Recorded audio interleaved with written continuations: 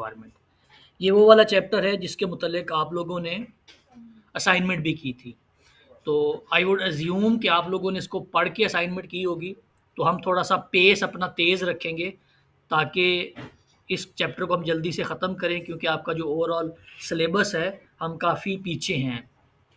क्योंकि आपका जो फाइनल टर्म है उसके बारे में शायद ये न्यूज़ है कि बाय एंड ऑफ मार्च आपके फाइनल टर्म हो जाएंगे। तो टाइम चूँकि कम है इसलिए हमें थोड़ी सी जो पेस है वो तेज़ रखनी पड़ेगी। तो इस चैप्टर में बुनियादी तौर पे 2 इम्पॉर्टेंट फैक्टर्स हैं जो कि बीइंग अ मैनेजर आपकी ऑर्गेनाइजेशन के ऊपर और आपकी इंडिविजुअल परफॉर्मेंस के ऊपर इम्पैक्ट कर सकते हैं। एक इन्वायरमेंट है, एक्सटर्नल इन्वायरमेंट और इंटरनल इन्वायरमेंट, और दूसरा ऑर्गेनाइजेशन का कल्चर है। तो इन दोनों एस्पेक्ट्स के ऊपर आज हम बात करने की कोशिश करेंगे कि ये क्या होते हैं और इनके क्या असरात हो सकते हैं किसी भी ऑर्गेनाइजेशन के ऊपर, मैनेजर के ऊपर और उसकी परफॉर्मेंस के ऊपर। 2 स्कूल ऑफ जो थॉट है ना वो एग्जिस्ट करते हैं जब भी प्रोडक्टिविटी, परफॉर्मेंस और मैनेजर की बात की जाती है। एक है ओमनीपोटेंट व्यू। ओमनीपोटेंट व्यू ये है कि ओमनीपोटेंट क्या होता है? ओमनीपोटेंट बेसिकली जैसे अगर आप मतलब होता है लामहदूद। तो लामहदूद इख्तियार रखने वाली शख्सियत के बारे में कहा जाता है कि उसके पास वो ओमनीपोटेंट है। तो इससे ये ओमनीपोटेंट व्यू बना है कि मैनेजर के पास चूंकि इख्तियारात ऑर्गेनाइजेशन के अंदर लामहदूद होते हैं, तो ऑर्गेनाइजेशन की परफॉर्मेंस के लिए ही और she is the responsible person. Omnipotent view ये है कि view that managers are directly responsible for an organization's success or failure। कि अगर ऑर्गेनाइजेशन कामयाब हो रही है तब भी और अगर नाकाम हो रही है तब भी जो मैनेजर है वो रिस्पॉन्सिबल है उसकी कामयाबी का और नाकामी का। और उसकी बुनियाद क्या है कि सिंस जो ओमनीपोटेंट व्यू है कि उसके पास चूंकि इख्तियारात लामहदूद हैं, तो जिस बंदे के पास इख्तियार ज़्यादा होता है उसकी रिस्पॉन्सिबिलिटी भी ज़्यादा होती है। मैनेजमेंट का एक बुनियादी असूल है कि किसी भी ऑर्गेनाइजेशन में responsibility and accountability go side by side. जिस बंदे के पास जितनी ज़्यादा रिस्पॉन्सिबिलिटी होगी, जितना बड़ा इख्तियार होगा, उसकी अकाउंटेबिलिटी भी उतनी ज़्यादा की जाएगी। मिसाल के तौर पे इस ऑर्गेनाइजेशन में जिसमें आप बैठे हुए हैं, इसके प्रिंसिपल के पास अथॉरिटी भी ज़्यादा है, उसकी रिस्पॉन्सिबिलिटी भी ज़्यादा है। और इसी ऑर्गेनाइजेशन के बाहर जो गार्ड खड़ा हुआ है उसके पास अथॉरिटी भी कम है और उसकी रिस्पॉन्सिबिलिटी भी कम है। घर में देख लें कि आपके ज़िम्मे क्या है, आपके वालिद साहब के ज़िम्मे क्या है। तो जितनी जिसकी रिस्पॉन्सिबिलिटी होती है उसकी अकाउंटेबिलिटी ही उतनी होती है। तो ऑर्गेनाइजेशन में जैसे जैसे आप ऊपर की तरफ ग्रो करेंगे आपके पास अथॉरिटी तो आना शुरू होगी, लेकिन साथ के साथ आपके ऊपर रिस्पॉन्सिबिलिटी भी बढ़ती जाएगी। और इसके मुकाबले में जो दूसरा व्यू है जिसको सिंबॉलिक व्यू कहा जाता है। सिंबॉलिक इज फ्रॉम सिंबल, निशानी। इसकी बुनियादी लॉजिक ये है कि जो मैनेजर है that is only a symbol of influence, power and responsibility. वो इन्फ्लुएंस और कंट्रोल और पावर का एक सिंबल ज़रूर है, एक निशानी ज़रूर है। लगता ये है कि उसके पास बहुत ज़्यादा पावर है, ये सिर्फ सिंबॉलिक है, एक्चुअल नहीं है। सिंबॉलिक होता है कि ऐसी चीज़ जो कि बज़ाहिर नज़र आए। तो दूसरा व्यू क्या है कि सिंबॉलिक व्यू में ये कहा जाता है the view that much of an organisation success और failure is due to external forces outside managers control. वो तमाम फैक्टर्स जो कि मैनेजर के कंट्रोल से बाहर होते हैं, किसी भी ऑर्गेनाइजेशन की कामयाबी या नाकामी उनकी वजह से डिटरमिन होती है। अब ये एक बहुत बड़ी डिबेट है कि इन दोनों व्यूज में से सही व्यू कौन सा है। जो लोग ये समझते हैं कि जो ओमनीपोटेंट व्यू है वो ज़्यादा सही है, उनके ख्याल में कि जो कामयाबी डिफाइन होती है किसी भी ऑर्गेनाइजेशन की, वो ऑर्गेनाइजेशन की बाउंड्री के अंदर कोई चीज़ होती है जो डिफाइन करती है कि ऑर्गेनाइजेशन कामयाब होगी कि नाकाम होगी। ठीक है, कि ऑर्गेनाइजेशन की कामयाबी और नाकामी को डिफाइन करने वाला कोई भी फैक्टर, कोई भी स्किल, कोई भी नॉलेज, कोई सर्विस, कोई प्रोडक्ट ऑर्गेनाइजेशन की बाउंड्री के चूंकि अंदर एग्जिस्ट कर रही होती है। और आर्ग्यूमेंट ये है कि if it is raining outside it is raining for all. कि अगर बाहर के हालात ख़राब हैं, बारिश हो रही है, तूफ़ान आया हुआ है, तो वो तो सबके लिए आया हुआ है, आपके लिए भी है और आपके मुकाबले में बाकी जो ऑर्गेनाइजेशंस हैं उनके लिए भी है। तो ये कैसे हो सकता है कि बाहर के हालात ऑर्गेनाइजेशन के अंदर परफॉर्मेंस के ऊपर असरअंदाज हो रहे हैं? इनका ख्याल ये है। लेकिन इनका जो काउंटर आर्ग्यूमेंट दिया जाता है वो ये दिया जाता है कि अगर तो ये आपकी बात सही है कि ऑर्गेनाइजेशन के अंदर मौजूद कोई चीज़ है जो कि डिफाइन करती है कि ऑर्गेनाइजेशन कामयाब होगी या नाकाम होगी, तो जो नोकिया की और मोटरोला की वॉर थी, नोकिया और मोटरोला की वॉर में नोकिया क्यों जीत गया और मोटरोला क्यों हार गया?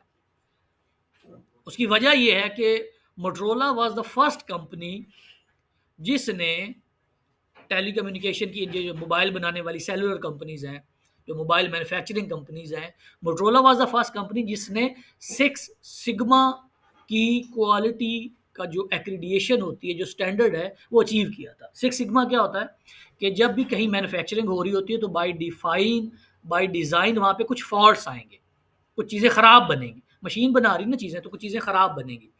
तो अगर 1 मिलियन 10 लाख यूनिट कोई मैन्युफैक्चरिंग यूनिट प्रोड्यूस कर रहा है और उसमें से जो मैन्युफैक्चरिंग यूनिट निकल रहे हैं, ख़राब यूनिट्स निकल रहे हैं, फॉल्टी यूनिट्स निकल रहे हैं, वो 3 या 4 है, 3 और 4 के दरमियान, तो इसका मतलब है कि आपने सिक्स सिग्मा अचीव कर ली।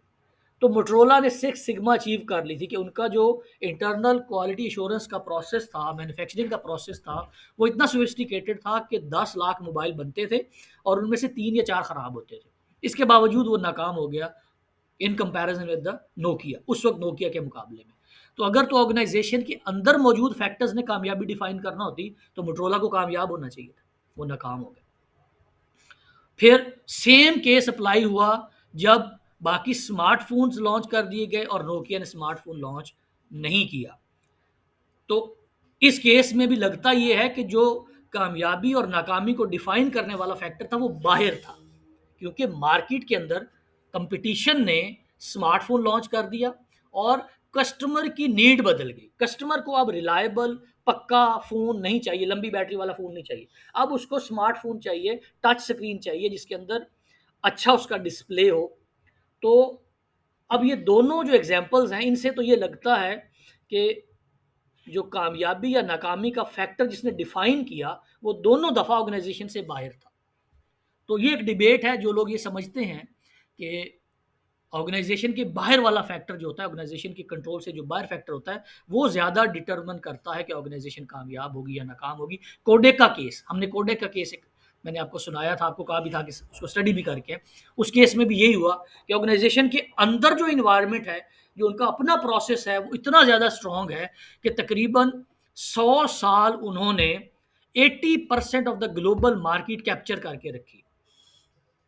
100 साल तक कैमरा भी उनका होता था, उसके अंदर डलने वाली रील भी उनकी उनकी होती थी और उसके अंदर जो पेपर इस्तेमाल होता है वो भी उनका होता। तो फॉर अ सेंचुरी मार्केट में कंपटीशन नहीं था, लेकिन बाहर एक डेवलपमेंट होती है और डिजिटल कैमरा आ जाता है और कंपटीशन उसको लॉन्च कर देता है। तो इससे भी ये लगता है, इन तीनों एग्जाम्पल जो मैंने आपके साथ शेयर किए, कि जो फैक्टर डिटरमिन करता है कामयाबी या नाकामी वो ऑर्गेनाइजेशन के बाहर होता है। अब इससे जो दूसरा व्यू है उसको अंडरमाइन नहीं करना, उसको कम नहीं समझना। मिसाल के तौर पे अब जिस इदारे में आप बैठे हुए हैं, इस इदारे में आपके ख्याल में इसकी कामयाबी या नाकामी के लिए जो फैक्टर है वो बाहर है कि अंदर है? ऑब्वियसली अंदर है, क्योंकि इस इदारे ने बेचना क्या है? इस इदारे ने बेचनी है एजुकेशन, सर्विस। तो सर्विस प्रोवाइड करने वाले जो टूल्स हैं, जो फैक्टर्स हैं, वो तो ऑर्गेनाइजेशन के अंदर ही होंगे। तो दोनों तरह की एग्जांपल्स एग्जिस्ट करती हैं। आपको बताने का मकसद ये है कि आपने while managing people and managing the strategy of the organization किसी एक व्यू पे स्टक नहीं हो जाना। आपने अपने केस में केयरफुली डिटरमिन करना है कि जिस केस में आप ऑपरेट कर रहे हैं वहाँ पे जो सक्सेस फैक्टर है ऑर्गेनाइजेशन का, वो ऑर्गेनाइजेशन के अंदर है या बाहर है। तो इन दोनों व्यूज़ की समझ आ गई कि कामयाबी या नाकामी को डिटरमिन करने वाले फैक्टर्स, जो लोग ये समझते हैं कि मैनेजर डिटरमिन करेगा, उनका ख्याल है कि ओमनीपोटेंट व्यू है, क्योंकि ओमनीपोटेंट का मतलब है कि लामहदूद इख्तियार है उसके पास।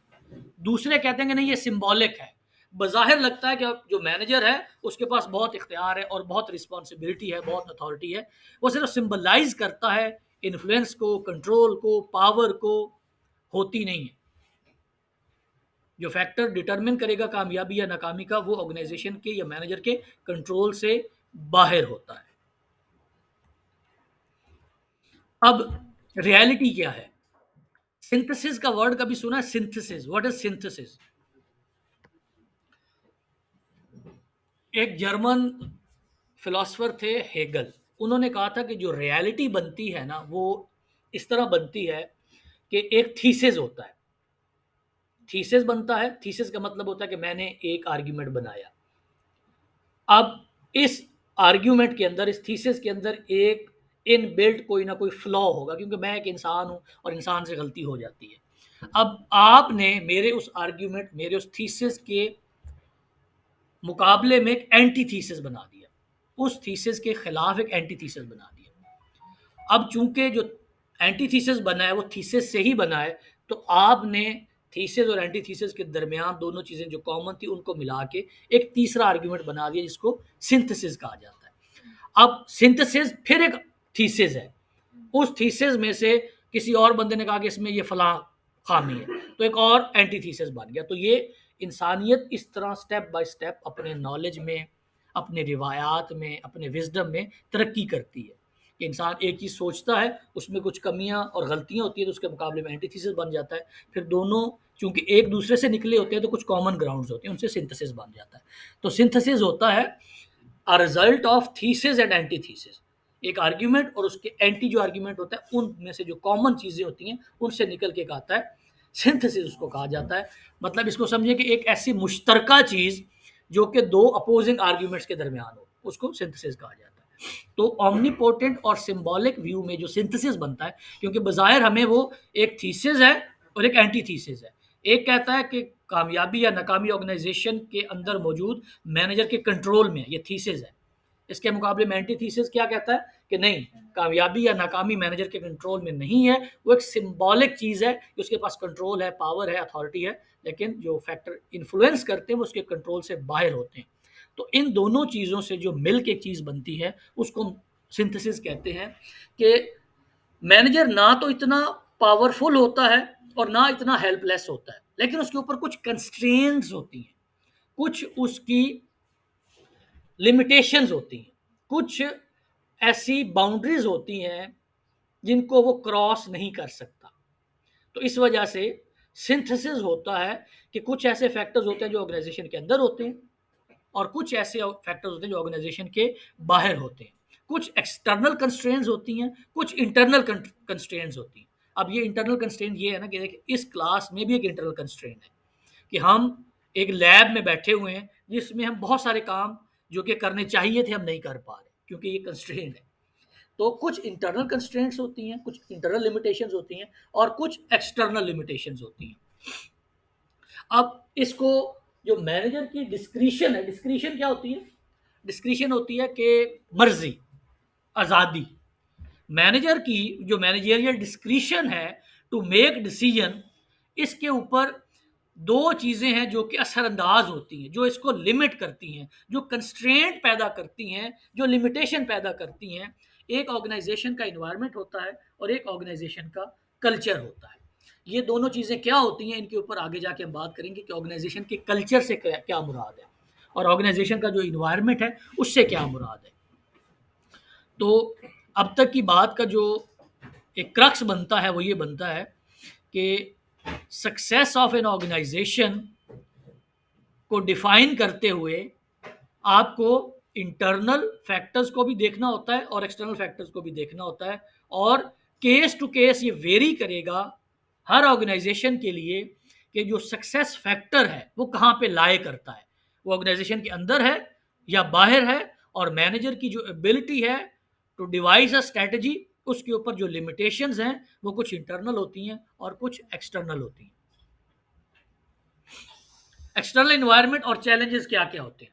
एक्सटर्नल इन्वायरमेंट से मुराद ये है कि दोज फैक्टर्स एंड फोर्सेस जो कि ऑर्गेनाइजेशन के ऊपर और उसकी परफॉर्मेंस के ऊपर इम्पैक्ट कर सकती हैं, लेकिन वो ऑर्गेनाइजेशन से बाहर होती हैं। एक्सटर्नल इन्वायरमेंट से मुराद ये है कि वो तमाम फैक्टर्स, वो तमाम फोर्सेस जो ऑर्गेनाइजेशन की परफॉर्मेंस के ऊपर इम्पेक्ट कर सकती हैं लेकिन ऑर्गेनाइजेशन से बाहर होती हैं। कौन कौन सी ऐसी फोर्सेस हो सकती हैं जो कि ऑर्गेनाइजेशन की परफॉर्मेंस के ऊपर तो असरअंदाज होती हैं लेकिन ऑर्गेनाइजेशन के अंदर नहीं है, बाहर है? Technology, very good. No, sorry, skills of किसके? स्किल्स किसके? और कौन सा कोई फैक्टर है ऐसा, बताएं आप। सेल्स तो इंटरनल होगी ना।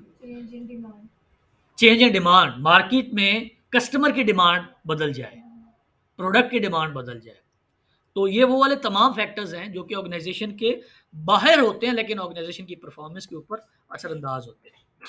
ये बुनियादी तौर पे वो 6 फैक्टर्स हैं जो कि किसी भी ऑर्गेनाइजेशन के ऊपर इम्पैक्ट करते हैं लेकिन ये ऑर्गेनाइजेशन से बाहर होते हैं।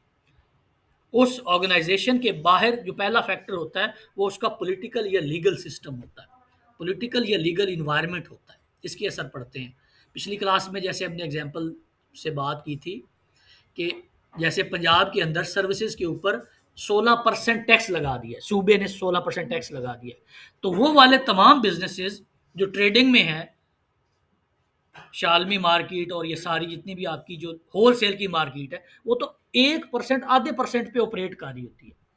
100 रुपए में से 1 रुपया उसको बचना होता है। अगर उसको आप कहें कि 100 रुपए की सेल के ऊपर 16 रुपए सरकार को दो, तो वो कैसे बिजनेस करेगा? तो इसका मतलब है कि एक ऐसी चीज जो कि इन्वायरमेंट के अंदर थी, जो पॉलिटिकल एक मूव हुई, एक लीगल मूव हुई, अब ये एक लीगल रिक्वायरमेंट हो गई ना सर्विसेज सेक्टर के लिए। डेमोग्राफिक्स क्या होता है? डेमोग्राफी क्या होता है, सुना है कभी लव? डेमोग्राफिक्स नहीं, डेमोग्राफिक्स इज कि जब आप अपनी टोटल पॉपुलेशन को डिवाइड करते हैं इनटू वेरियस सेगमेंट्स। मिसाल के तौर पे हम टोटल पॉपुलेशन को सबसे पहला जो फैक्टर है उस किस में डिवाइड कर सकते हैं? जेंडर है, मर्द और औरत, ये डेमोग्राफिक फैक्टर है। दूसरा एज, कि हम अपनी टोटल पॉपुलेशन को उम्र की बुनियाद के ऊपर, एज की बुनियाद के ऊपर डिवाइड कर सकते हैं। तीसरा हाइट की बुनियाद के ऊपर कर सकते हैं, वेट की बुनियाद के ऊपर कर सकते हैं। तो टोटल पॉपुलेशन को जिन जिन फैक्टर्स में आप तोड़ के डिवाइड करके कुछ सेगमेंट्स बना सकते हैं उनको डेमोग्राफिक कहा जाता है। इनकम लेवल हो सकता है, प्रोफेशंस हो सकते हैं, स्किल सेट हो सकता है, एजुकेशनल बैकग्राउंड हो सकता है। ये तमाम वो फैक्टर्स हैं जो कि हमारी टोटल पॉपुलेशन को अगर हमने डिवाइड करना हो तो इन फैक्टर्स की बुनियाद के ऊपर टोटल पॉपुलेशन की डिवीजन की जा सकती है। इनको डेमोग्राफिक कहा जाता है।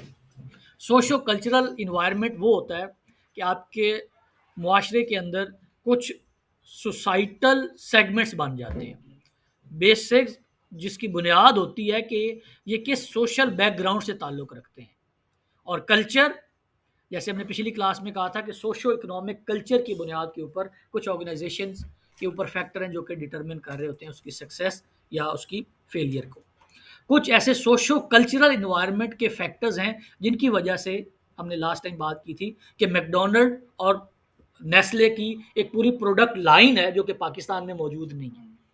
क्यों नहीं है? बाकी पूरी दुनिया में वो बेचते हैं, लेकिन एक ऐसा फैक्टर है जो कि हमारे सोशो कल्चरल इन्वायरमेंट की वजह से नेस्ले को इस बात पे मजबूर कर रहा है कि वो वाली चीज़ें पाकिस्तान में ना बेचें।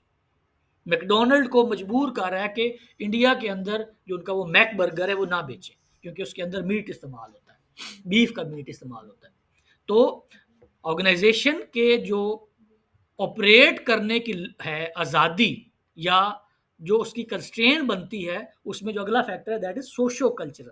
जिस इन्वायरमेंट के अंदर वो ऑर्गेनाइजेशन ऑपरेट कर रही होगी उसमें से उस सोसाइटी की नॉर्म्स की वजह से कुछ ऐसे फैक्टर्स होंगे जो कि उसको अडॉप्ट करने पड़ेंगे और अपनी जो प्रोडक्ट लाइन है या जो सर्विस लाइन है उसमें वेरिएशंस क्रिएट करनी पड़ेंगी। फिर टेक्नोलॉजिकल, इस क्लास की शुरू में हमने काफ़ी सारी एग्जांपल ली कि टेक्नोलॉजी के चेंज होने की वजह से कोडेक फेल हो गया, नोकिया फेल हो गया, उससे पीछे मोटरोला फेल हो गया।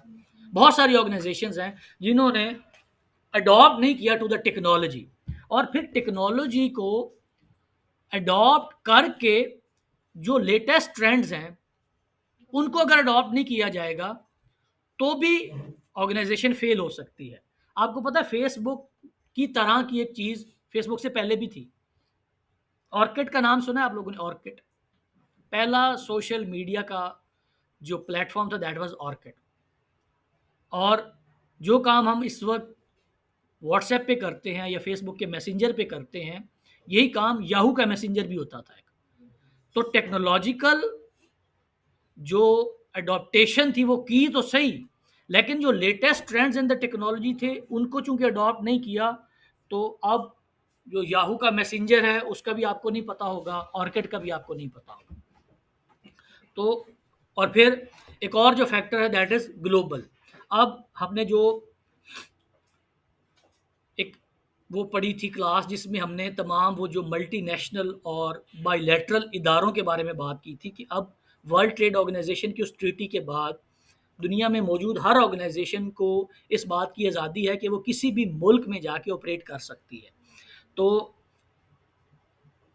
Due to the large volume की जो प्रोडक्शन कंपनी कर रही होगी, जब वो compete करेगी कैसी कंपनी के साथ जिसका वॉल्यूम कम है, तो इकोनॉमीज ऑफ द स्केल ना होने की वजह से वो डिसएडवांटेज पे चली जाएगी।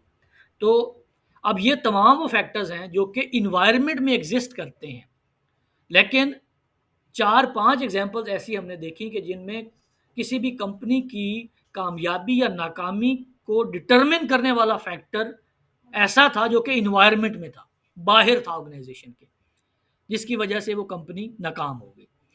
तो being a manager working in the organization devising a strategy, you should all be aware कि जब भी आपने पॉलिसी बनानी होगी तो कुछ कंस्ट्रेंट्स और कुछ चैलेंजेस होंगे। तो उन चैलेंजेस को आप डिवाइड कर सकते हैं दो हिस्सों में। पहला हिस्सा उसका है जो कि एक्सटर्नल होता है, कि वो तमाम फैक्टर्स, वो तमाम चैलेंजेस, वो तमाम फोर्सेस जो ऑर्गेनाइजेशन के प्रोसेस के ऊपर, ऑर्गेनाइजेशन की परफॉर्मेंस के ऊपर या ऑर्गेनाइजेशन को कोई भी प्रोडक्ट लाइन या सर्विस लाइन ऑफर करने के ऊपर असर कर सकते हैं, वो इन्वायरमेंट में एग्जिस्ट करते हैं, ऑर्गेनाइजेशन से बाहर एग्जिस्ट करते हैं। नेस्ले और जो मैकडोनल्ड की एग्जांपल है उसको देखें कि उस कंपनी ने जब पाकिस्तान या इंडिया में लॉन्च करना होगा अपने आप को, तो ये फैक्टर उन्होंने प्री कंसीव करके इनको पहले टेकन इनटू अकाउंट करके अपनी प्रोडक्ट लाइन ऑफर की। तो इसका मतलब है कि किसी भी इन्वायरमेंट या किसी भी प्रोडक्ट लाइन को ऑफर करने से पहले आपने इन बातों को मद्देनज़र रखना है, इनके बारे में फैसला करना है कि जिस इन्वायरमेंट में हम ऑपरेट कर रहे हैं उसकी क्या क्या लिमिटेशंस हैं। ठीक है जी। अब आते हैं जी इकोनॉमिक इन्वायरमेंट क्या होता है। इकोनॉमिक इन्वायरमेंट में दो बुनियादी चीज़ें हैं जो कि आपकी जो capacity to devise a strategy और to perform a management function वो इम्पैक्ट कर सकती है। पहला ये है कि ग्लोबल इकोनॉमिक कॉन्टेक्स्ट क्या है और ग्लोबल जो इकोनॉमी है वो किस तरफ जा रही है। ग्लोबल इकोनॉमी का इम्पैक्ट और उसका कॉन्टेक्स्ट आपके ऊपर इस तरह असरअंदाज होता है कि अब रशिया और यूक्रेन की जंग हो रही है और पूरी दुनिया में इंक्लूडिंग पाकिस्तान तेल की और कोयले की प्राइसेस तकरीबन डबल हो गई। तो एक ऐसा फैक्टर जिसका डायरेक्टली आपकी मार्केट मतलब पाकिस्तान से कोई लेना देना नहीं है, लेकिन ग्लोबल इन्वायरमेंट के अंदर एक ऐसा फैक्टर है जिसकी वजह से आपके मुल्क के अंदर कॉस्ट ऑफ प्रोडक्शन और कॉस्ट टू प्रोड्यूस सर्विस बढ़ गई। तो ग्लोबल इन्वायरमेंट फिर एफ क्या है जिसके अंदर पाकिस्तान ग्रे लिस्ट के अंदर है। तो F financial action task force जो है वो भी एक ऑर्गेनाइजेशन है जो कि इन्वायरमेंट में एग्जिस्ट करती है, लेकिन उसने पाकिस्तान के ऊपर कुछ सैंक्शंस लगा रखी हैं, ग्रे लिस्ट में रखा हुआ है। तो अगर आपका कोई बिजनेस मॉडल ऐसा है जिसमें आपने पैसे बाहर भेजने हैं या पैसे पाकिस्तान में मंगवाने हैं, तो आपके ऊपर एक लिमिटेशन लग गई, एक कंस्ट्रेंट लग गई। तो जो कॉन्टेक्स्ट होता है ग्लोबल इकोनॉमी का, उसका भी असर पड़ता है ऑर्गेनाइजेशन के ऊपर। और ग्लोबलाइजेशन के बाद वर्ल्ड ट्रेड ऑर्गेनाइजेशन की उस 1995 वाली ट्रीटी के बाद कोई भी ऑर्गेनाइजेशन आइसोलेशन में ऑपरेट नहीं करती, साइलोज में ऑपरेट नहीं करती। दुनिया के अंदर जो भी ट्रेंड होगा उसका पॉजिटिव या नेगेटिव असर आपके ऊपर ज़रूर पड़ेगा। ठीक है जी। और दूसरा, एक तल्ख़ हकीकत है ग्लोबल इकोनॉमिक एनवायरनमेंट की, वो ये है कि इस वक्त दुनिया के अंदर जो ग्लोबल एनवायरनमेंट है उसमें एक चीज़ बाय डिज़ाइन बनी हुई है, बाय डिज़ाइन उसके अंदर मौजूद है, that is inequality. Inequality exist करती है पूरी दुनिया के अंदर। जब भी आप इकोनॉमिक्स की बुनियाद के ऊपर या इकोनॉमी की बुनियाद के ऊपर पूरी दुनिया को देखने की कोशिश करते हैं, इनइक्वालिटी क्यों एग्जिस्ट करती है। फ्री मार्केट इकोनॉमी के बारे में हमने बात की थी कि पूरी दुनिया के अंदर दो इकोनॉमिक सिस्टम है, एक कमांड इकोनॉमी है, दूसरा फ्री मार्केट इकोनॉमी है।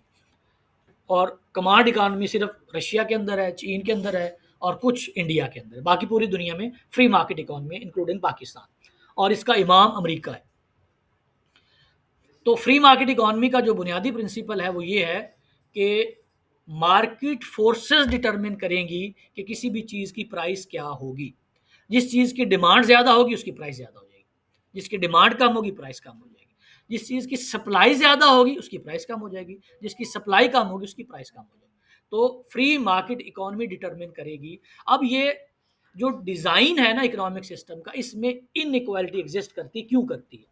अगर इस पूरी क्लास को, फ्री मार्केट इकोनॉमी को समझने का एक सादा सा तरीका ये है कि अगर इस क्लास में मौजूद तमाम लड़कों को अलग और तमाम लड़कियों को अलग एक लाइन में खड़ा कर दिया जाए और इन्हें कहा जाए कि आप 500 मीटर की दौड़ लगाएं, तो स्टार्टिंग पॉइंट सबका सेम है, लेकिन आपने मार्केट को इजाज़त दे दी कि इनका जो आउटकम निकलेगा, जो रिजल्ट निकलेगा, वो इनकी अपनी ताकत की बुनियाद पे निकलेगा।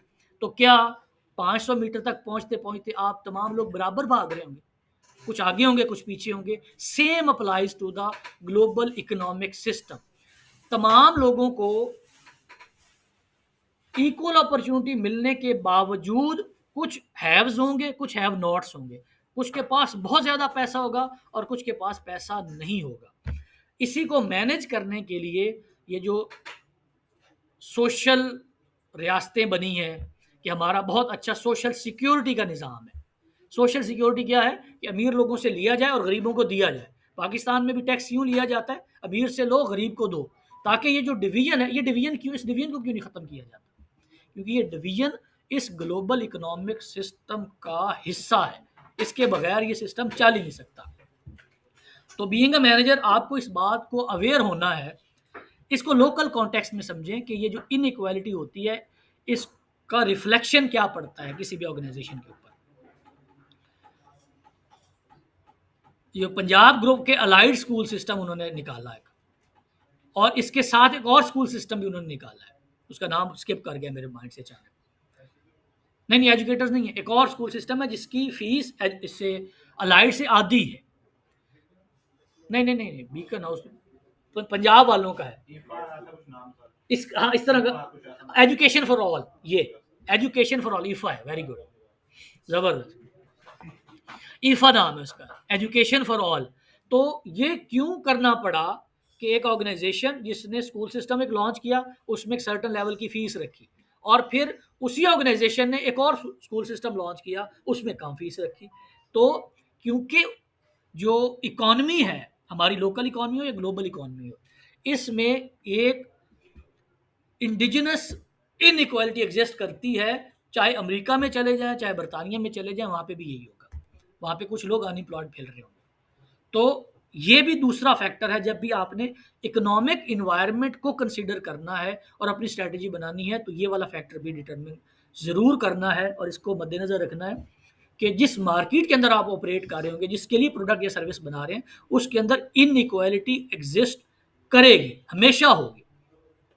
और उसकी वजह मैंने बता दी कि फ्री मार्केट इकोनॉमी का प्रिंसिपल है, और तमाम बंदों को, पूरी मार्केट को अगर स्टार्टिंग पॉइंट सेम भी दे दिया जाए, फिर भी उनका जो रिजल्ट होगा वो सेम नहीं हो सकता। ये नेचुरल नहीं है, ये कुदरती नहीं है।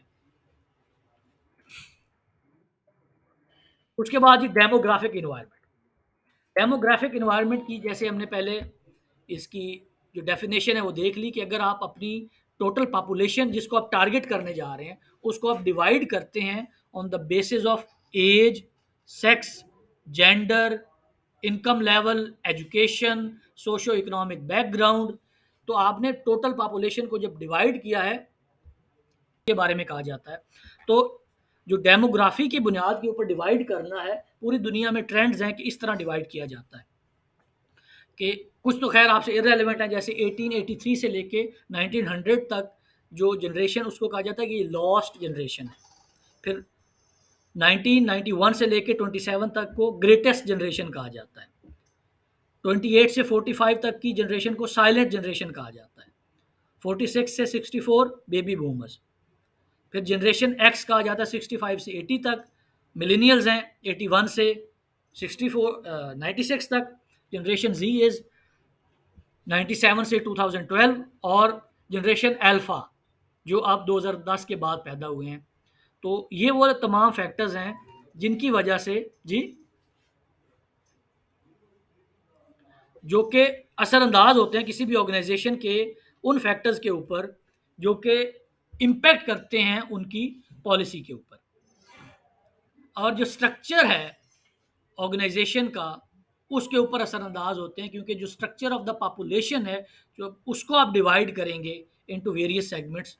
और जो डेमोग्राफिक की सेगमेंटेशन है ये मार्केटिंग के अंदर अलग से पढ़ाई जाती है कि जब आपने on the basis of demography अपनी मार्केट को डिवाइड करेंगे तो उसको मार्केटिंग में एज ए सेपरेट सब्जेक्ट पढ़ाया जाता है।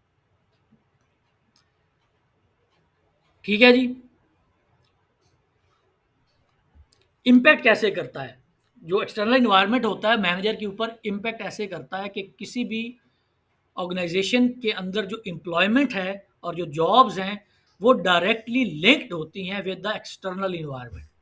क्योंकि जो पोटेंशियल कैंडिडेट आ रहे होते हैं, जो ऑर्गेनाइजेशन के अंदर काम करने वाले लोग हैं, वो इन्वायरमेंट से ही आते हैं, वो बाहर से आते हैं।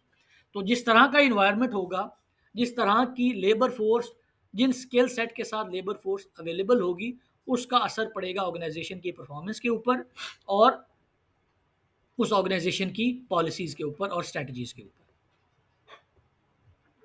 इसको मैं तेजी से इसलिए निकाल रहा हूँ क्योंकि ये चैप्टर आई एज्यूम कि आपने पढ़ा हुआ है, आप लोगों ने इससे असाइनमेंट की हुई है। ठीक है जी। उसके बाद असेस कैसे किया जाएगा अनसर्टेनिटी को। जो इन्वायरमेंटल अनसर्टेनिटी है उसको असेस करने के लिए दो चीज़ों का पता होना बहुत ज़रूरी है। पहला है कि अनसर्टेनिटी होती क्या है, और फिर इन्वायरमेंट के अंदर जो कॉम्प्लेक्सिटी है वो क्या होती है। Environmental uncertainty refers to the degree of change and complexity in an organizational environment. Organization के environment के अंदर जितनी changes और complexity होगी उसको uncertain environment कहा जाएगा। Change और complexity ये दो फैक्टर्स हैं जिससे डिटरमिन होगा कि किसी भी ऑर्गेनाइजेशन का जो इन्वायरमेंट है उसके अंदर कितनी अनसर्टेनिटी है। अब इसको इस तरह समझें कि जैसे नेस्ले है, नेस्ले का मतलब डेयरी का ज़्यादा बिजनेस है, तो उसके ऊपर जो फैक्टर्स इम्पैक्ट करते हैं वो एक स्टेबल इन्वायरमेंट है कि पाकिस्तान एक एग्रीकल्चर कंट्री है, यहाँ पे लोगों ने लाइफ स्टॉक रखनी है, जो प्रोडक्शन ऑफ द मिल्क है वो एक स्टेबल फिनोमेना है। जबकि इसके मुकाबले में कोई अगर सेलुलर कंपनी है जो पाकिस्तान में ऑपरेट कर रही है, या ये जो लैपटॉप बनाने वाली कंपनी या मोबाइल फ़ोन बनाने वाली कंपनी है, उसके लिए जो इन्वायरमेंट है वो स्टेबल नहीं है, वो ज़्यादा अनसर्टन है, क्योंकि उसकी जो सप्लाई चेन है उसके अंदर आने वाली जो डिसरप्शन है, जो चेंजेस हैं वो ज़्यादा तेज़ी से होती हैं और उनमें कॉम्प्लेक्सिटी ज़्यादा होती है। तो ऑर्गेनाइजेशन टू ऑर्गेनाइजेशन ये वेरी करेगा कि जो इन्वायरमेंट के अंदर मौजूद कॉम्प्लेक्सिटी है वो कितनी है और चेंज कितना है, जिससे डिटरमिन होगा कि इन्वायरमेंट अनसर्टन है या सर्टन है। और दूसरा जो वर्ड मैंने कहा था वो कॉम्प्लेक्सिटी का कहा था।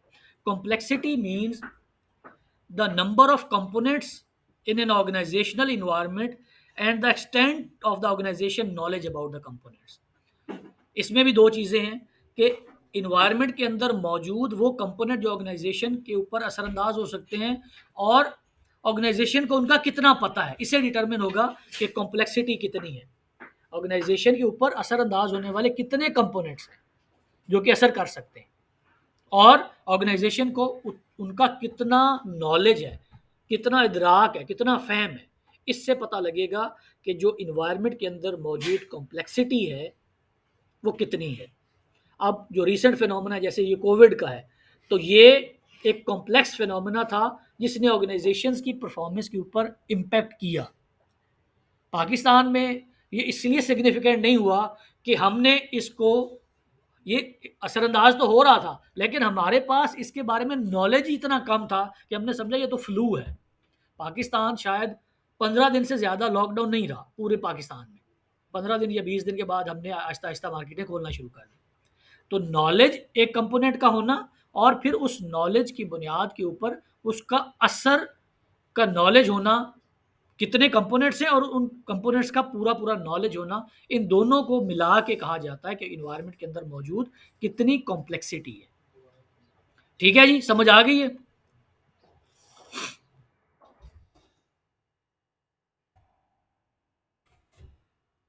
इन्वायरमेंट की जब हम बात करते हैं तो एक टर्म इस्तेमाल की जाती है स्टेक होल्डर की। स्टेक होल्डर क्या होता है? ये भी इन्वायरमेंट के अंदर मौजूद ऐसी फोर्सेस हैं जो कि ऑर्गेनाइजेशन के ऊपर असरअंदाज हो सकती हैं या ऑर्गेनाइजेशन इनके ऊपर असरअंदाज हो सकती है, वाइस वर्सा। तो वो तमाम फैक्टर्स, वो तमाम कॉन्स्टिट्यूएंसीज जो कि ऑर्गेनाइजेशन के इन्वायरमेंट में होती हैं और जिनके ऊपर ऑर्गेनाइजेशन असरअंदाज हो सकती है या वो ऑर्गेनाइजेशन के ऊपर असरअंदाज हो सकते हैं। एक होता है शेयर होल्डर और एक होता है स्टेक होल्डर। हम यहाँ पे स्टेक होल्डर की बात करें, शेयर होल्डर्स की बात नहीं कर रहे। ठीक है जी, ये कौन कौन से होते हैं? कस्टमर हमारा स्टेक होल्डर है ऑर्गेनाइजेशन का। पहला stakeholder is customer. Social and political action group, ये दूसरा है। जैसे ऑर्गेनाइजेशंस के अंदर, जो ऑर्गेनाइजेशन के बाहर भी इवन ये जो ह्यूमन राइट्स वाले होते हैं, ये जो यूनियन की लेबर की जो बन जाती हैं सोसाइटीज़, एनजीओज बन जाती हैं, ये इन्वायरमेंट के अंदर एग्जिस्ट करने वाला एक ऐसा ऐसा स्टेक होल्डर है जो कि ऑर्गेनाइजेशन के फैसलों के ऊपर असरअंदाज होता है। कंपेटिटर्स, आपके मुकाबले में जो ऑर्गेनाइजेशंस हैं, वो एक ऐसा फैक्टर है जो कि असरअंदाज होता है आपके ऊपर। ट्रेड एंड इंडस्ट्री एसोसिएशंस, ये असरअंदाज होती हैं। जैसे हर शहर के अंदर बना हुआ एक chamber of commerce, Lahore chamber of commerce and industries, Karachi में भी है, इस्लामाबाद में भी है। तो वो उस इलाके में मौजूद तमाम बिजनेस के ओनर्स ने अपना एक फोरम बनाया हुआ है जहाँ पे बैठ के वो पॉलिसी बनाते हैं और हुकूमत को बताते हैं कि किस तरह की पॉलिसी बनाएं, कोई टैक्सेस लगाएं या सब्सिडी दें या कोई रिलीफ दें। तो इनका भी असर पड़ता है किसी भी ऑर्गेनाइजेशन के ऊपर। फिर गवर्नमेंट सबसे इम्पॉर्टेंट। पाकिस्तान जैसे ममालिक में जब गवर्नमेंट का कोई फ़ैसला असरअंदाज होता है तो बहुत शिद्दत से होता है, क्योंकि उनमें लिंक नहीं होता, उन्हें पता ही नहीं होता कि मार्केट के अंदर डायनेमिक्स क्या है। फिर वही बात कि जैसे 17% सेल टैक्स लगा दिया, अब पूरी मार्केट 1% के मार्जिन के ऊपर ट्रेड कर रही है और उन्होंने कहा जी 17% हमें दे, तो वो कैसे निकालेंगे? मीडिया, मीडिया एक ऐसा स्टेक होल्डर है जो कि ऑर्गेनाइजेशन के ऊपर इम्पैक्ट कर सकता है। फिर सप्लायर्स, जिनसे आप रॉ मटेरियल लेते हैं। फिर कम्युनिटीज़ होती हैं कुछ, जैसे ये फार्मर्स का प्रोटेस्ट आपने देखा होगा, उकाड़ा वाली साइड पे हो रहा था कि आप मिनिमम सपोर्ट प्राइस रखें।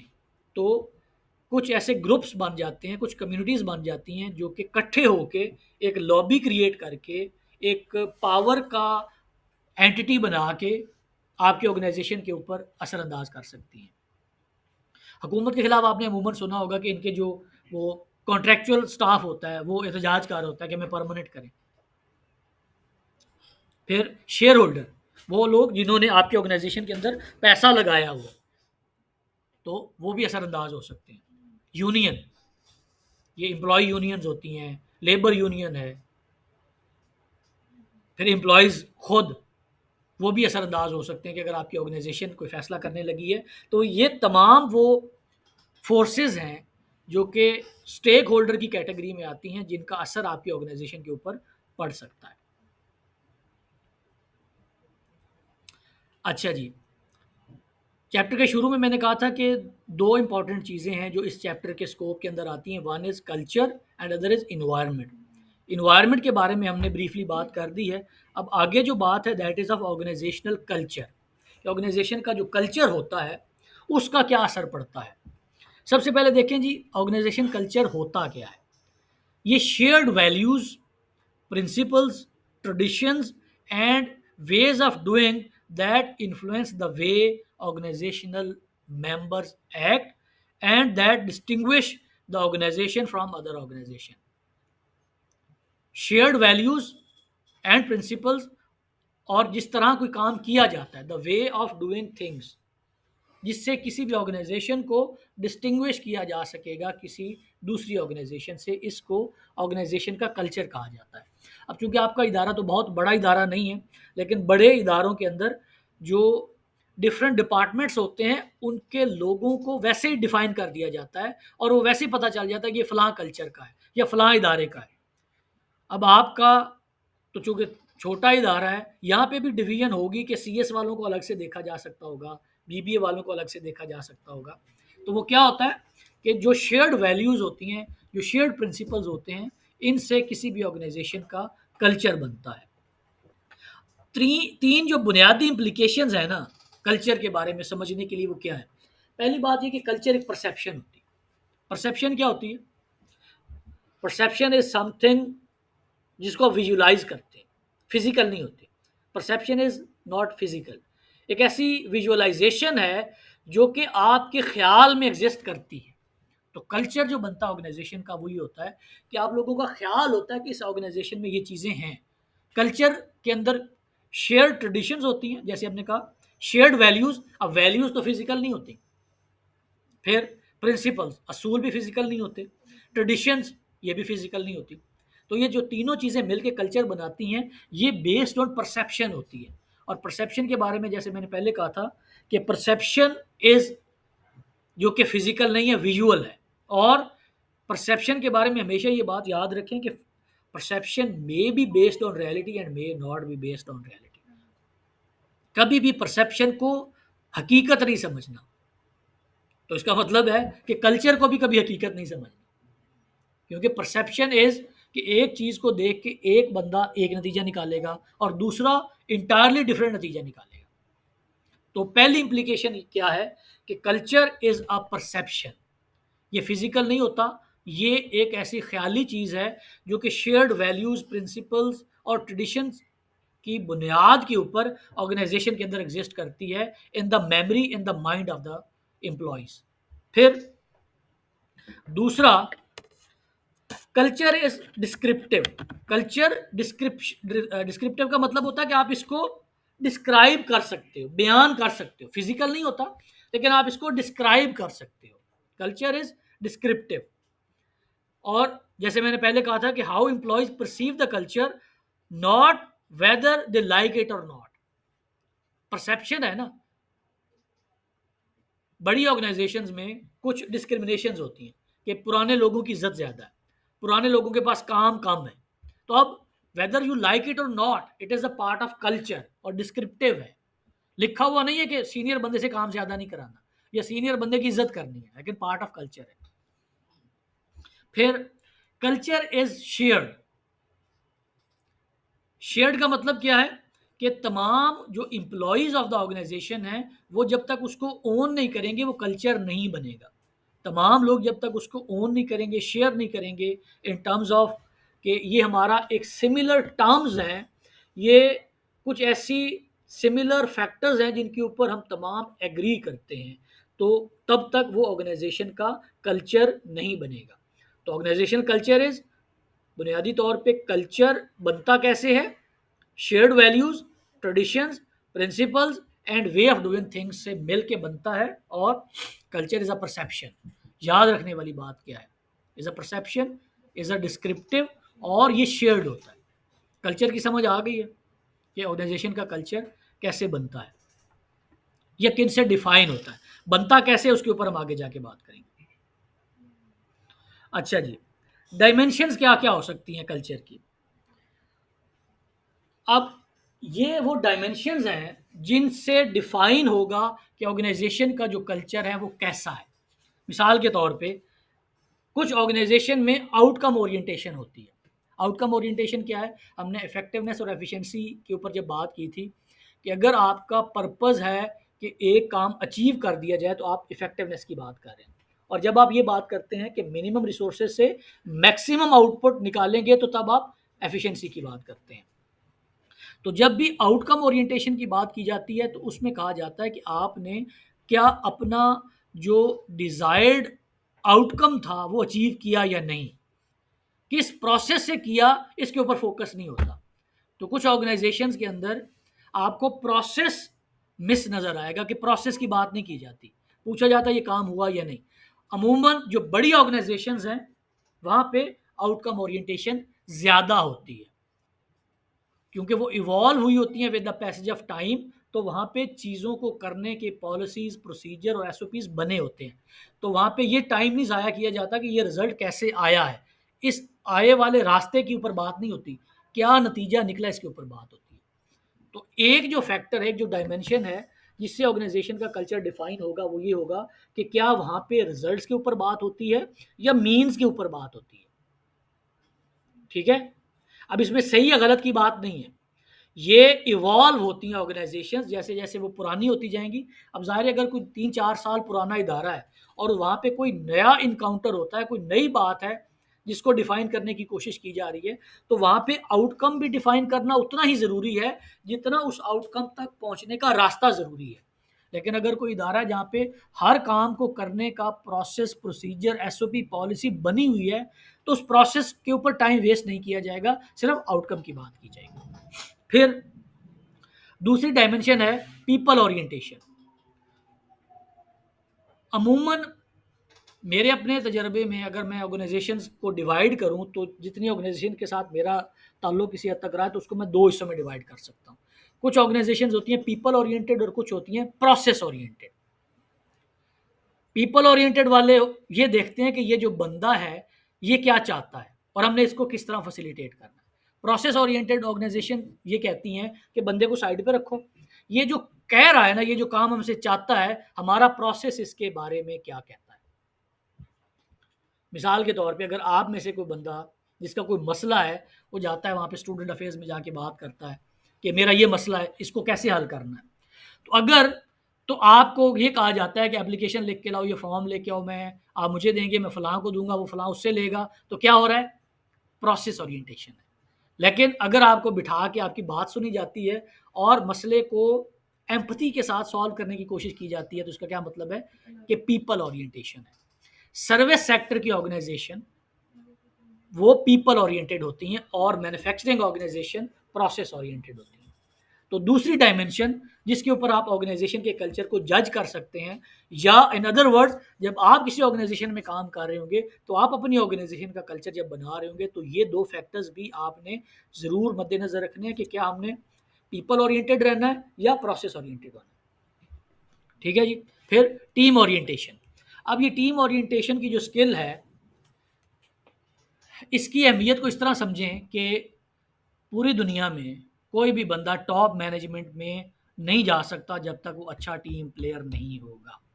अगर आप में से कोई बंदा ऐसा है जो ये समझता है कि मैं जब टीम में काम करता हूँ, ग्रुप में काम करता हूँ, तो मुझसे अच्छी परफॉर्मेंस नहीं होती, तो वो अपनी इस कमी को एजुकेशन के दौरान ही कंप्लीट करके इसको ख़त्म कर ले। क्योंकि ऑर्गेनाइजेशंस में जो अच्छा टीम प्लेयर नहीं है वो कभी भी कामयाब नहीं हो पाएगा। क्योंकि जब भी प्रमोशन की बात होती है तो तकरीबन हर प्रमोशन पे ये सवाल ज़रूर पूछा जाता है कि क्या ये अच्छा टीम प्लेयर है या नहीं। क्योंकि ये क्यों चाहिए, पहली क्लास में मैंने कहा था कि मैनेजमेंट इज मैनेजिंग मैन। तो managing man part part of the team अगर अच्छा नहीं करता तो इसका मतलब है कि इसकी जो मैनेजमेंट ऑफ द मैन की स्किल है वो सही नहीं है। तो टीम ओरिएंटेशन ये तीसरा फैक्टर है, तीसरी डायमेंशन है जिससे किसी भी ऑर्गेनाइजेशन का कल्चर डिटरमिन होगा। अग्रेसिवनेस, अग्रेसिवनेस होना, डोमिनेट होना। अब ये एक और डायमेंशन है जिससे पता चलेगा कि कोऑपरेशन की बात की जाती है, बात अंडरस्टैंड करने की कोशिश की जाती है, या अग्रेसिवली अपना पॉइंट ऑफ व्यू इन्फोर्स करने की बात की जाती है। सरकारी इदारों में जाएं वो आपका मसला नहीं सुनेंगे, पहले आपको बताएंगे कि ये मसला हल कैसे हो। तो उनकी बात जो है वो एक अग्रेसिव अप्रोच के साथ आपको बताते हैं कि आप अपना मसला अपने पास रखें, हम तो इस तरह काम करते हैं। स्टेबिलिटी। अब स्टेबिलिटी या फ्लेक्सिबिलिटी, जैसे मैंने कहा था कि पीपल ओरिएंटेशन और प्रोसेस ओरिएंटेशन, ये दो तरह का स्कूल ऑफ थॉट होता है, ये दो तरह के इदारे होते हैं पाकिस्तान में और पूरी दुनिया में। फिर एक और जो डायमेंशन है वो ये है कि क्या अपनी ऑर्गेनाइजेशन स्टेबल है या फ्लेक्सिबल है। ये डिटरमिन होगा कि ऑर्गेनाइजेशन कितनी पुरानी है। नई ऑर्गेनाइजेशन कभी भी स्टेबल नहीं हो सकती, वो हमेशा फ्लेक्सिबल होगी। जैसे जैसे ऑर्गेनाइजेशन पुरानी होती जाएगी वो स्टेबल होती जाएगी। फिर इनोवेशन एंड रिस्क टेकिंग,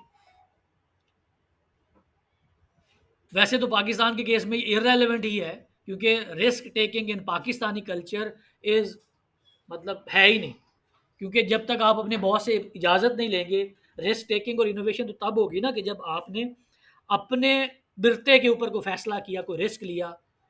तो पाकिस्तान में तो ये कल्चर नहीं है। लेकिन ये भी एक डायमेंशन है कि किसी भी ऑर्गेनाइजेशन में एम्प्लॉयज़ को कितनी आज़ादी है कि वो अपने बिरते के ऊपर, अपनी ज़ात के ऊपर कोई फैसला कर जाते हैं।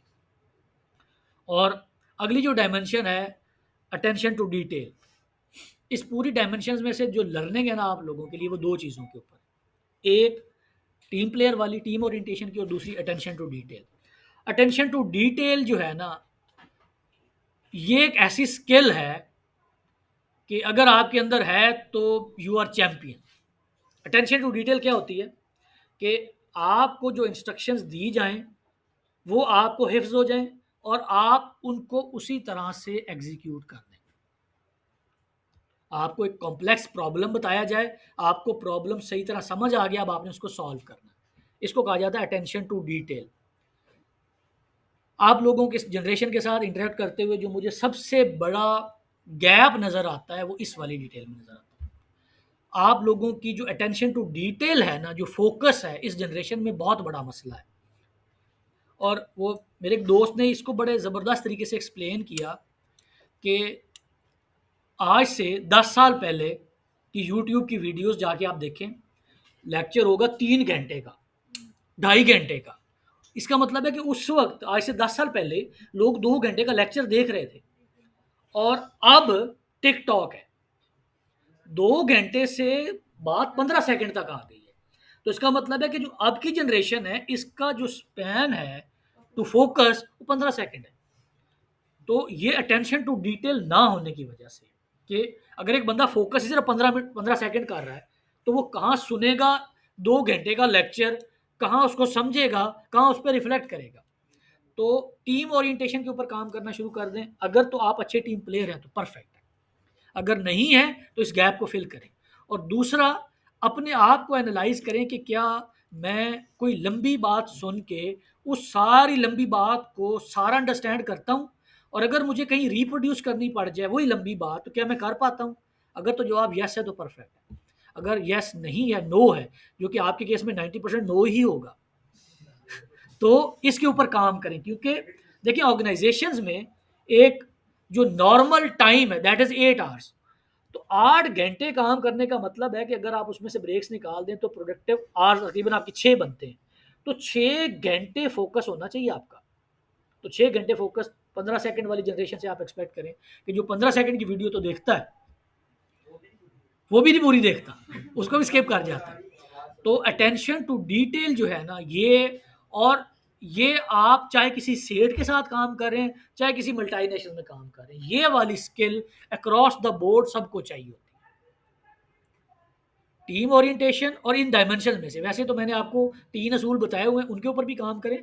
लेकिन कल्चर में, जब आपने किसी भी कल्चर के अंदर फिट होना है, तो इस डायमेंशन में से दो ऐसी हैं जिनके ऊपर आपके ये जो टू डू लिस्ट एक बना लें, उसके अंदर ये लिख के रोज़ खुद से पूछें कि क्या मैं अच्छा टीम प्लेयर हूँ, अगर नहीं हो तो मैंने बनना है। और अटेंशन टू डिटेल है, लंबी बात सुन के सारी समझ के रिप्रोड्यूस कर पाता हूँ या नहीं। सिर्फ सुन के समझना काफ़ी नहीं है, रिप्रोड्यूस करना वो भी उतना ही इंपॉर्टेंट है कि क्या आपने सारी बात सुनी, उसको समझा और फिर रिप्रोड्यूस कर पाए या नहीं। आपकी जनरेशन का ये मसला है, इसको सॉल्व करें। अच्छा जी, फिर अब कैसे डिफाइन होगा कि ऑर्गेनाइजेशन का जो कल्चर है वो स्ट्रॉन्ग कल्चर है या वीक कल्चर है। जब वैल्यूज और कल्चर को इंटेंसिटी के साथ, शिद्दत के साथ ओन किया जाएगा और वाइडली शेयर्ड किया जाएगा। इसका मतलब है कि ऑर्गेनाइजेशन का कल्चर स्ट्रांग है।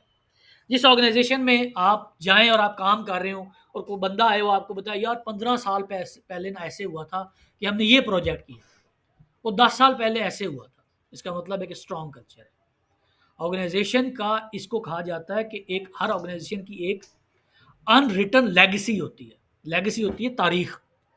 हर ऑर्गेनाइजेशन की एक अनरिटन लेगेसी होती है। अगर तो वो ऑर्गेनाइजेशन अपनी उस अनरिटन लेगेसी को लेके चल रही है तो इसका मतलब है कि वहाँ पे स्ट्रॉन्ग कल्चर है। और अगर उस ऑर्गेनाइजेशन की कोई कहानी नहीं है, आप जाते हैं 2 4 5 दिन महीना गुजर जाता है और आपको कोई ऐसी कॉमन शेयर्ड वैल्यू जो कि इंटेंसिटी के साथ उन्होंने पकड़ी हो वो नहीं मिलती, उसका मतलब एक ऑर्गेनाइजेशन का कल्चर वीक है। कंपेयर कैसे करेंगे? कंपेयर आप ऐसे करेंगे कि जब कल्चर और वैल्यूज वाइडली शेयर्ड होंगी, तमाम लोग उसको मानेंगे और ओन करेंगे तो स्ट्रॉन्ग कल्चर होगा। जब values limited to few people होंगी, टॉप मैनेजमेंट को पता होगा हमारी वैल्यूज क्या है, तो वीक कल्चर है। मैंने इस क्लास में ही पूछा था कि आपके इदारे की वैल्यूज क्या है, तो मोस्ट लोगों को नहीं पता, तो इसका मतलब है टॉप मैनेजमेंट को तो पता है, जिन्होंने बना के लिखी हुई है, आपको नहीं पता, वाइडली शेयर्ड नहीं है, तो वीक कल्चर। फिर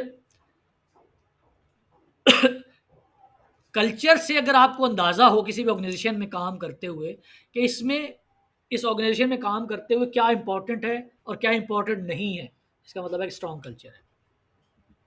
और जब आपको ऑर्गेनाइजेशन में काम करते हुए कुछ कॉन्ट्राडिक्टरी मैसेजेस मिले, कभी कहा जाए ये इंपॉर्टेंट है, कभी कहा जाए ये इंपॉर्टेंट है, तो इसका मतलब है कि वीक कल्चर है। क्योंकि जो शेयर्ड वैल्यूज, स्टोरीज और ट्रेडिशंस होती हैं, उनकी बुनियाद के ऊपर कल्चर बनता है, तो ये तो कंसिस्टेंट रहती हैं। तो अगर कंसिस्टेंट मैसेज आ रहे हैं इंपॉर्टेंट और नॉन इंपॉर्टेंट पे, तो इसका मतलब है कि स्ट्रॉन्ग कल्चर है। और अगर कॉन्ट्राडिक्टरी मैसेजेस आ रहे हैं तो वीक कल्चर है। फिर जैसे मैंने शुरू में कहा था कि अगर आपको एम्प्लॉयज़ उस ऑर्गेनाइजेशन की स्टोरीज और कंपनी की हिस्ट्री बताएं और थ्योरी बताएं कि यहाँ पे ऐसे काम होता है, स्ट्रॉन्ग कल्चर है। और अगर एम्प्लॉयज़ को नहीं पता कि हमारी ऑर्गेनाइजेशन का हीरो कौन है, ये किसने सोचा था इस इदारे के बारे में, तो वीक कल्चर है। या लिटल नॉलेज, नॉलेज का उसको नहीं पता कि ये ऑर्गेनाइजेशन का जो कल्चर है, जो स्टोरी है, वो क्या है। फिर अगर आइडेंटिफाई करते हैं कल्चर को, स्ट्रांगली आइडेंटिफाई करते हैं एम्प्लॉयज़, तो स्ट्रॉन्ग कल्चर है। और अगर आइडेंटिफिकेशन जो है बड़ी लिमिटेड सी है, मतलब ये आपने देखा होगा कि गाड़ियों के ऊपर ना स्टिकर लगे होते हैं, पीछे लिखा होता है यूएमटी, एचिसोनियन, यूसीपी, तो ये क्या है, कभी पढ़ा होगा लेकिन अभी तक उसको एसोसिएट करता है विद दैट इंस्टीट्यूशन और इसमें प्राइड लेता है कि मैं एचिसन से पढ़ा हुआ। फिर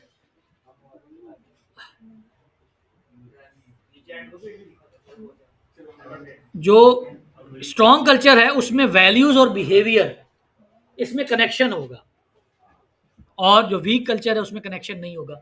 वैल्यूज और बिहेवियर का क्या फ़र्क क्या होता है कि जब आप किसी चीज़ को सही समझते हैं वो आपकी वैल्यू है, और जब उस सही या गलत चीज़ को समझने का रिफ्लेक्शन आपके बिहेवियर में या एक्शन में नज़र आता है तो उसको हम बिहेवियर कहते हैं। आप समझते हैं कि झूठ बोलना गलत है, तो ये आपकी वैल्यू है, और अगर आप झूठ नहीं बोलते तो आपका बिहेवियर है। तो अगर ऑर्गेनाइजेशन में जो कहा जाता है वही किया जाता है तो स्ट्रॉन्ग कल्चर है। अगर कहा कुछ जाता है और किया कुछ जाता है तो इसका मतलब है कि वो वीक कल्चर है। कल्चर आता कहाँ से? हमने कहा कि ये कल्चर होता है, ये इसकी डायमेंशन है, ये स्ट्रॉन्ग है, ये वीक है, ये आता कहाँ से? ये बहुत अहम सवाल है, ये कहाँ से आता है? सबसे पहले जब भी कल्चर मेंटेन होता है, जो बनता है, वो ऑर्गेनाइजेशन के जो फाउंडर्स होते हैं ना, वो बताते हैं कि ऑर्गेनाइजेशन का कल्चर क्या होगा। क्योंकि देखिए जब भी कोई ऑर्गेनाइजेशन बनती है तो कुछ लोग मिल के उस ऑर्गेनाइजेशन का एक स्ट्रक्चर बनाते हैं। तो जो चीज़ें शुरू के दिनों में किसी भी ऑर्गेनाइजेशन के कल्चर का हिस्सा बन जाती हैं, वो फिर for the long period of time organization का कल्चर का हिस्सा रहती हैं। और दूसरा इसका एस्पेक्ट ये है कि ये जो कल्चर है, कुछ लोगों का ख्याल है कल्चर चेंज हो ही नहीं सकता। लेकिन कुछ लोग कहते हैं कि नहीं, चेंज चेंज तो मुश्किल से होता है लेकिन इवॉल्व होता रहता है, कुछ नई डायमेंशन ऐड होती रहती हैं। अपने कल्चर को देख लेना कि हमारे कल्चर में कुछ ऐसी चीज़ें जो कि बेसिकली सेम है, उसी तरह से है, लेकिन कुछ चीज़ें साथ साथ इवॉल्व होती जा रही हैं माइनर अडॉप्टेबिलिटी के साथ।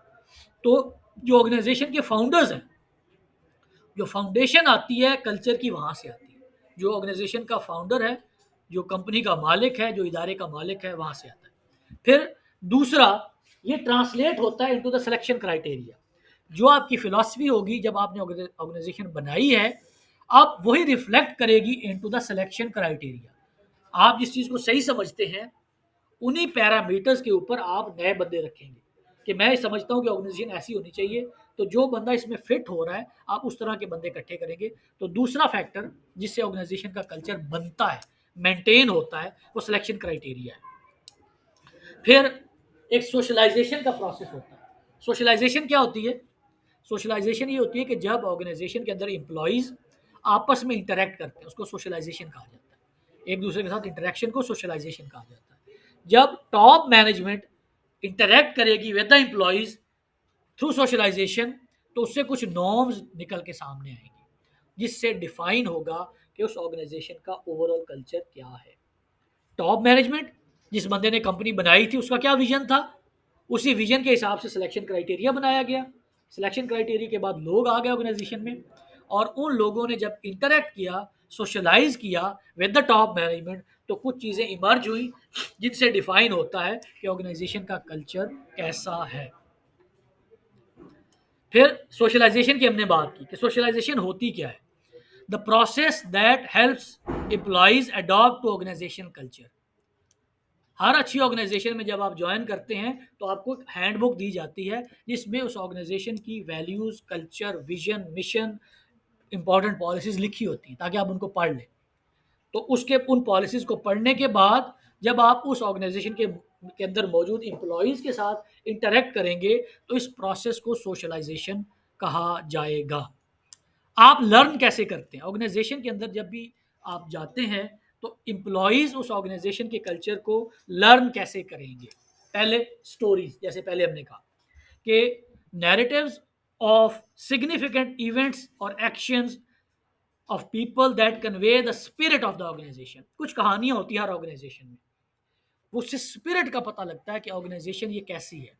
तो हर ऑर्गेनाइजेशन में जब नया एम्प्लॉय जाएगा, कल्चर को लर्न करने के लिए आपने ये फोकस करना है कि इस ऑर्गेनाइजेशन की स्टोरियां क्या हैं। उससे पता चलेगा कि क्या स्ट्रॉन्ग कल्चर है, वीक कल्चर है, तमाम लोगों ने शेयर किया हो, या टॉप मैनेजमेंट तक है। अगर कोई कहानी नहीं है तो इसका मतलब है कि वो वीक कल्चर है। आपने लर्न कैसे करना? Rituals, repetitive sequences of the activities that express reinforce the value of the organization। repetitive होता है बार बार, जी। नैरेटिव होता है बयान करना, नरेशन करना, बयान करना। नैरेटिव बयानिया, अब ये तो बहुत इस्तेमाल होता है मीडिया में, ये नैरेटिव है जी, ये बयानिया है जी, ये फलां का बयानिया है। तो नरेशन इज बयान करना। और रेपिटेटिव क्या होता है? रेपिटेटिव सीक्वेंसेस के वो वाकयात, वो सीक्वेंसेस जो कि बार बार होते हैं, उससे रिचुअल्स बन जाते हैं। रिचुअल होता है रस्म। तो जो उस ऑर्गेनाइजेशन में कुछ रसूमात बन जाती हैं, मिसाल के तौर पे नया बंदा आएगा, उसको वेलकम पार्टी दी जाएगी। जब वो छोड़ के जाएगा, उसको फेयरवेल दी जाएगी। जब किसी की बर्थडे होगी तो केक काटा जाएगा। तो ये रिचुअल्स हैं। ये कुछ समझ लें कि आपने उस ऑर्गेनाइजेशन के कल्चर में रहते हुए कुछ रसूमात हैं जिनको अडॉप्ट कर लिया। फिर कुछ मटेरियल आर्टिफैक्ट्स एंड सिंबल्स होते हैं जिनसे पता चलता है कि उस ऑर्गेनाइजेशन का कल्चर क्या है। सिंबल्स और आर्टिफैक्ट्स क्या होते हैं कि उस सिंबल और आर्टिफैक्ट को देखने के बाद आपको पता चल जाता है कि ऑर्गेनाइजेशन कौन सी है। कहीं पे कोई वो मैकडोनल्ड वाला जो जोकर खड़ा हो, तो मैकडोनल्ड अगर आपको नज़र नहीं भी आ रहा, तो उस एक मटेरियल आर्टिफैक्ट को देखने से आपको पता चल जाएगा कि आगे मैकडोनल्ड है। हर ऑर्गेनाइजेशन का कुछ ऐसे आर्टिफैक्ट्स होते हैं जिनसे वो डिपिक्ट करती है कि हमारी वैल्यूज़ क्या है, और उससे कल्चर एम्प्लॉयज़ लर्न करते हैं। फिर लैंग्वेज, कुछ जार्गन्स होते हैं, स्लैंग्स होते हैं, स्लैंग वर्ड होते हैं, कुछ जार्गन्स होते हैं जो ऑर्गेनाइजेशन के अंदर इस्तेमाल किए जाते हैं। मतलब एक इस वक्त जो मुझे याद आ रहा है वो अशरफ चौधरी, एक ट्रेनर है, सेल ट्रेनर, वो कहते हैं मार्केटिंग होती है शेमलेस मार्केटिंग। शेमलेस मार्केटिंग तो अभी ये जार्गन है, सॉरी, जार्गन होता है स्लैंग। जैसे स्लैंग क्या होता है, वो जार्गन होता है।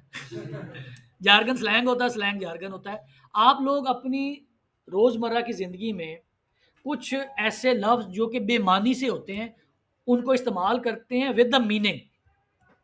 जैसे मतलब, अच्छा जी, जो मैनेजर के ऊपर इम्पैक्ट है कल्चर का, वो उसके चारों फंक्शंस के ऊपर होता है। और चारों फंक्शंस किसने प्रपोज किए थे, याद है? मैनेजमेंट के जो 4 फंक्शन है, हेनरी फॉयल ने, ऑर्गेनाइजिंग, लीडिंग एंड कंट्रोलिंग। तो इस इन तमाम फैक्टर्स के ऊपर, इन तमाम फंक्शंस के ऊपर जो कल्चर है उसका एक बहुत ही सॉलिड और एक प्रोफाउंड इम्पैक्ट आता है। अच्छा, इसकी प्रैक्टिकल इम्प्लीकेशंस क्या हैं? देखें, कल्चर की प्रैक्टिकल इम्प्लीकेशंस पे जब जब हमने कल्चर को डिफाइन किया था तो मैंने कहा था कि ये डिस्क्रिप्टिव होता है लेकिन परसेप्शन की बेस के ऊपर होता है। परसेप्शन तो विजुअल होती है और डिस्क्रिप्शन होती है कि आप उसको बयान कर सको। तो अब जैसे कुछ ऑर्गेनाइजेशन, बल्कि तमाम में ही होता है कि look busy even you are not. अब ये कहाँ लिखा होता है? हर कल्चर में जब भी लोग बैठे हैं दफ्तर में तो आपको लगेगा सारे काम कर रहे हैं, हो सकता है आधे काम ना कर रहे हो, लेकिन वो लुक बिजी वाली जो चीज़ है कि आपने दिखाना है ऐसे कि मैं काम कर रहा हूँ, ये कहाँ लिखी हुई है? कहीं नहीं लिखी हुई। तो इसका मतलब है कि कुछ ऐसी इम्प्लीकेशंस होती हैं ऑर्गेनाइजेशन के कल्चर में जो कि प्रैक्टिकली लोग सीख लेते हैं with the passage of time. अच्छा, फिर अगर if you take a risk and fail you will have to pay for it. Pakistan के कल्चर में अगर आप ऑर्गेनाइजेशन में कोई पॉलिसी बनाते हैं, कोई स्ट्रेटजी बनाते हैं और फेल हो जाते हैं तो इसका मतलब है कि आपको उसकी सज़ा ज़रूर मिलेगी। अब ये कहाँ लिखा होता है? कहीं नहीं लिखा होता, लेकिन लोग इस बात को लर्न करते हैं with the passage of time.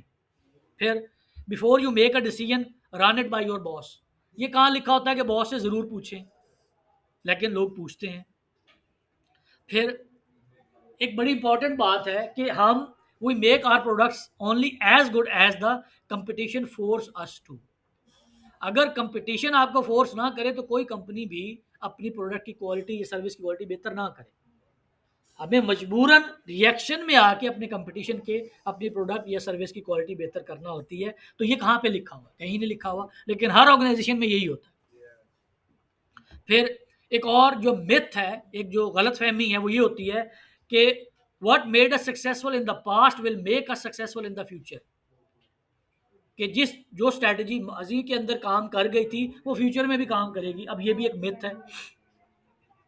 फिर अब ये जो मैंने पहले बात की थी डायमेंशन के ऊपर कि if you want to be at the top you have to be a team player. अब ये कहीं लिखा हुआ नहीं होगा, लेकिन अगर आप अच्छे टीम प्लेयर नहीं तो आपकी प्रमोशन नहीं होगी। तो ये कुछ ऐसी प्रैक्टिकल इम्प्लीकेशंस हैं जो कि लिखी हुई नहीं होती, लेकिन इसका असर ज़रूर होता है। कौन सी वाली? पहले वाली? ठीक है, आप ऐसे कीजिएगा कि जब आपके पास काम ना हो ना तो ऐसे टेक लगा के बैठ लीजिए। भाई ये करना पड़ता है, ये करना पड़ता है, और ये करते सारे हैं, बताता कोई नहीं। ये वो वाली चीज है।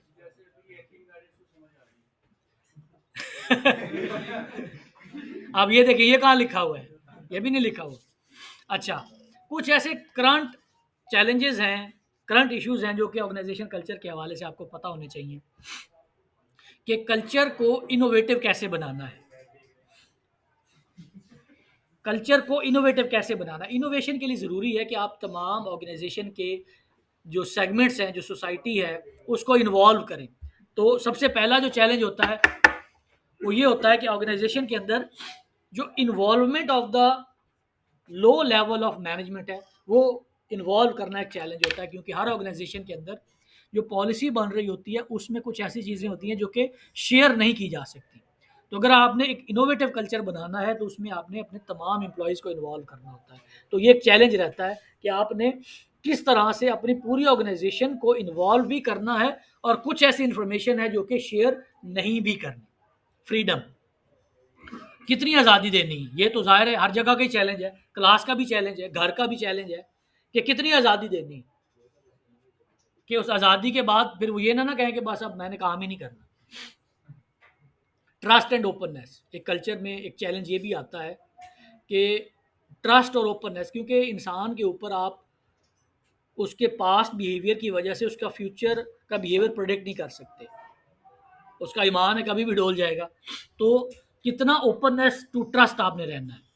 फिर आइडियाज़ जो एम्प्लॉयज़ देते हैं उसके लिए आपने कैसे टाइम एलोकेट करना है।